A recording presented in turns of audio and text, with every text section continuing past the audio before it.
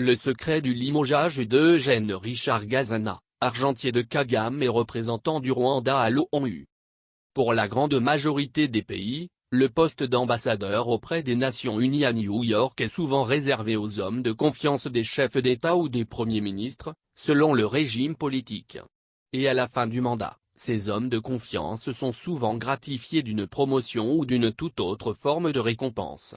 Et Dieu sait si ce poste représente un intérêt stratégique pour le président rwandais Paul Kagame qui est forcé de se battre comme le diable dans un bénitier pour couvrir les nombreux crimes qui jalonnent sa carrière politico-militaire depuis les années 1980 jusqu'à ce jour. D'aucuns se souviendront du rôle combien décisif joué par le tonitruant ambassadeur du Rwanda à l'ONU, M.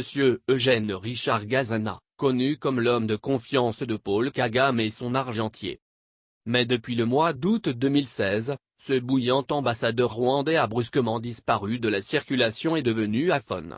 C'est donc à partir de ce moment que l'œil du patriote qui scrute chaque jour tous les faits et gestes des ennemis barbares qui occupent et pillent la République démocratique du Congo, notre pays, a ouvert discrètement une enquête pour découvrir ce qui se passe réellement derrière les rideaux.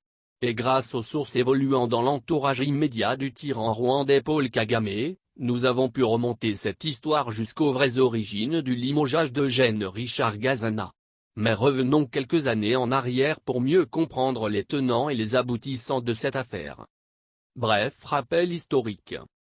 Depuis les années 80, alors qu'il était encore étudiant en République fédérale d'Allemagne, RFA, Eugène Richard Gazana représentait déjà en Europe les intérêts du lobby militaire et politique, le Tutsi-Poe.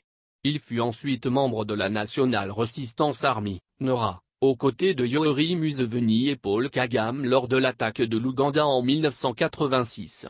Il fut ensuite membre du Front patriotique rwandais, FPR, aux côtés de Paul Kagame lors de l'attaque du Rwanda en 1990, attaque qui, rappelons-le, fut repoussée par les militaires zaïrois de la DSP envoyés par le président Mobutu. Ainsi, très logiquement, après la prise du pouvoir au Rwanda par le Tutsi-Poe en 1994, Gazana fut nommé par Kagame chargé d'affaires du Rwanda en Allemagne. Et c'est en 2009 que Gazana quittera les nombreux postes qu'il cumulait en Europe, notamment en Allemagne et en Suisse, pour aller occuper celui très stratégique de représentant du Rwanda aux Nations Unies, poste où il a brillé par des manœuvres et des discours mensongers dont l'objectif ne visait qu'à couvrir les multiples crimes odieux commis par le Rwanda en République démocratique du Congo. Selon les témoignages concordants de plusieurs sources, M. Gazana jouissait déjà de la confiance sans précédent du couple Kagame depuis les années 1990. La démonstration de cette confiance a atteint son apogée à la nomination de Gazana comme représentant du Rwanda aux Nations Unies. Car, en plus de ce poste déjà très stratégique, il fut nommé par Paul Kagame ministre de la Coopération nationale délocalisé à New York. Mais cette manifestation de confiance ne s'arrêta pas au seul domaine officiel. Car Eugène Gazana, surnommé Kinyotri en Kinyarwanda, ce qui veut dire clignoteur, a bénéficié de la pleine confiance de Monsieur et Madame Kagame au point de se voir confier la garde parentale de leurs 4 enfants qui étudient aux États-Unis. Nos enquêtes ont pu établir que Gazana jouait déjà ce rôle de l'ange gardien pour Madame Jeannette Kagame depuis qu'il était en poste en Allemagne et en Suisse à cette époque-là. Elle aimait beaucoup séjourner en Europe pendant que son conquérant de mari, le va-t-en-guerre, était occupé par ses campagnes militaires. L'arroseur arrosé.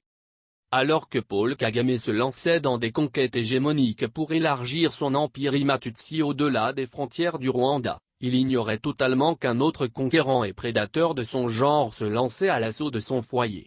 Il ne l'apprendra qu'au mois de mai 2016, lorsqu'un proche ami de son beau-frère, donc le frère de Jeannette son épouse, lui révélera que son deuxième enfant qui joue au basket aux USA n'est pas son enfant, mais en réalité, le fils de son ami et protégé Eugène Gazana. Choqué et hors de lui, Kagame se rend précipitamment aux États-Unis et procède au test ADN pour en avoir le cœur net. Le verdict du test est fatal, l'enfant n'est pas de lui. Kagame en furie embarque illico l'enfant et le ramène avec lui à Kigali. Dès son arrivée, Jeannette Kagame est mortellement tabassée et complètement défigurée par un Kagame hors de lui.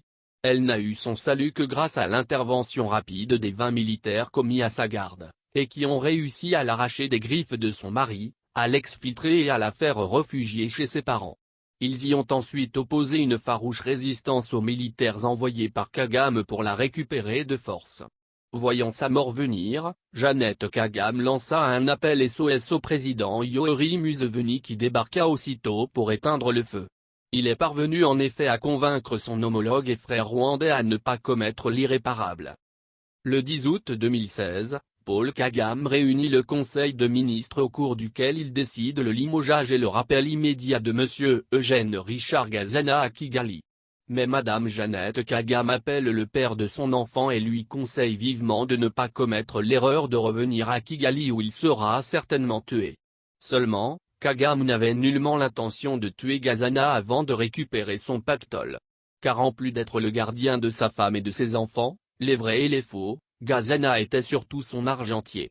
En effet, tout l'argent de Paul Kagame issu du pillage en RDC avec des sociétés mafieuses et des multinationales transitait essentiellement dans les comptes de son homme de main Gazana. Celui-ci le plaçait dans des banques situées dans les paradis fiscaux à travers le monde sous des noms d'emprunts dont il détient seul le secret jusqu'à ce jour.